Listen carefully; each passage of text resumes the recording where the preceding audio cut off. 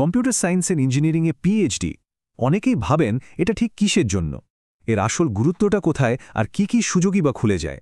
আজকের আলোচনায় আমরা ঠিক এটাই দেখব। মানে এটা কিভাবে শুধু একটা ডিগ্রি না হয়ে ভবিষ্যতে প্রযুক্তি উদ্ভাবনের একটা আসল চাবিকাঠি হয়ে ওঠে। আসুন এই কথাটা দিয়েই শুরু করা যাক। আপনি শুধু প্রযুক্তি ব্যবহার করবেন না, আপনি এটা উদ্ভাবন করবেন।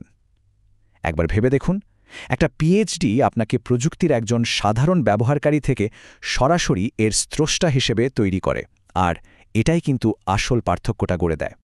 আচ্ছা, তাহলে চলুন আসল কথায় আসা যাক। পিএইচডি করার সুবিধাগুলো ঠিক কি কি?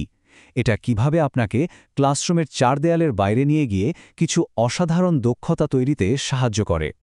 সহজ কথায় এর মানে হল আপনি এমন এক গভীর দক্ষতা অর্জন করতে যাচ্ছেন যা দিয়ে সেই সব সমস্যার সমাধান করা সম্ভব যেগুলোর সমাধান আগে কেউ বের করতে পারেনি। আর ঠিক এই জায়গাটাতেই কিন্তু নতুন জ্ঞান তৈরি হয়।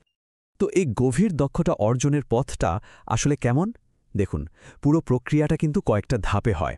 প্রথমে আসে মৌলিক গবেষণা, তারপর সেখান থেকে জন্ম নেয় নতুন অ্যালগোরিদম। এরপর সেই অ্যালগোরিদম দিয়ে জটিল সব সমস্যার সমাধান করা হয়, আর সব শেষে নিজের গবেষণাকে প্রকাশনার মাধ্যমে পৃথিবীর সামনে তুলে ধরা হয়। এভাবেই কিন্তু একজন সত্যিকারের বিশেষজ্ঞ হয়ে ওঠে। আর এই বিশেষজ্ঞ হয়ে ওঠার জার্নিতে আপনি কি শিখছেন ভাবুন একবার। মেশিন লার্নিং আর এআই থেকে শুরু করে কোয়ান্টাম কম্পিউটিং, রোবটিক্সের মতো সব অত্যাধুনিক প্রযুক্তি। আর সত্যি বলতে, একাডেমিয়া হোক বা ইন্ডাস্ট্রি, এই স্কিলগুলোর চাহিদা এখন কিন্তু তুঙ্গে। বেশ, দক্ষতা তো অর্জন হলো, কিন্তু এরপর কি? চলুন এবার দেখা যাক এই স্কিলগুলো কিভাবে আপনার কেরিয়ারকে ল্যাব থেকে সরাসরি লিডারশিপের পর্যায়ে নিয়ে যেতে পারে। পিএইচডি করার পর মূলত দুটো বড় দরজা খুলে যায়। একটা হলো একাডেমিয়া আর অন্যটা ইন্ডাস্ট্রি। একাডেমিয়াতে আপনি হতে পারেন অধ্যাপক বা গবেষণা বিজ্ঞানী, আর যদি ইন্ডাস্ট্রির দিকে ঝোঁক থাকে তাহলে তো আর&ডি ইঞ্জিনিয়ার বা এআই স্ট্র্যাটেজিস্টের মতো দারুণ সব সুযোগ রয়েছেই। আর ইন্ডাস্ট্রির কথা যদি বলি তাহলে তো বড় বড় নামগুলো চলে আসে।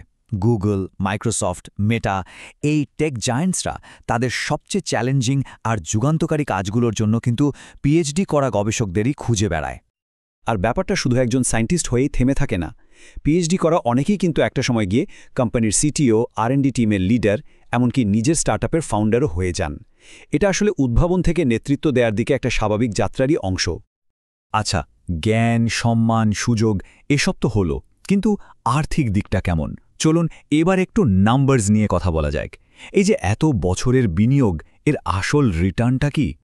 এখানে বিভিন্ন পদের জন্য সম্ভাব্য বেতনের একটা ধারণা দেওয়া হয়েছে।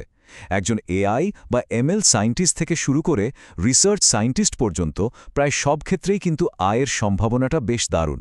বোঝাই যাচ্ছে এটা একটা দীর্ঘমেয়াদী বিনিয়োগ হলেও এর রিটার্ন কিন্তু খুবই লাভজনক। আর এই সংখ্যাটার দিকে একবার তাকান। সেরা এআই এবং মেশিন লার্নিং সায়েন্টিস্টের বেতন বছরে $2.5 লক্ষ বেশি হতে পারে। এটা থেকেই বোঝা যায় যে এই ফিল্ডের চাহিদা আর গুরুত্ব এখন ঠিক কোন পর্যায়ে। এত সব সুযোগ আর সম্ভাবনার কথা তো শোনা হলো, কিন্তু এখন সবচেয়ে জরুরি প্রশ্নটা হলো, এই পথটা কি আসলেই আপনার জন্য? আসুন এবার একটু আত্মবিশ্লেষণ করা যাক। নিজেকে জিজ্ঞেস করে দেখুন তো, জটিল সমস্যা নিয়ে ঘণ্টার পর ঘণ্টা ডুবে থাকতে কি ভালো লাগে? গবেষণাপত্র লেখা বা নতুন কিছু আবিষ্কারের চিন্তা কি আপনাকে উত্তেজিত করে? যদি উত্তরটা হ্যাঁ হয়, আর আপনি একাডেমিক জগতে বা হাই অ্যান্ড আর&ডিতে কাজ করতে চান, তাহলে পিএইচডি আপনার জন্য একটা দারুণ পথ হতে পারে। তবে একটা কথা মাথায় রাখা খুব জরুরি, যদি লক্ষ্যটা হয় শুধু তাড়াতাড়ি একটা সফটওয়্যার ডেভেলপমেন্টের চাকরি জোগাড় করা, তাহলে পিএইচডি কিন্তু সেরা রাস্তা নয়, কারণ এর জন্য দরকার অনেক ধৈর্য আর গবেষণার প্রতি সত্যিকারের ভালোবাসা।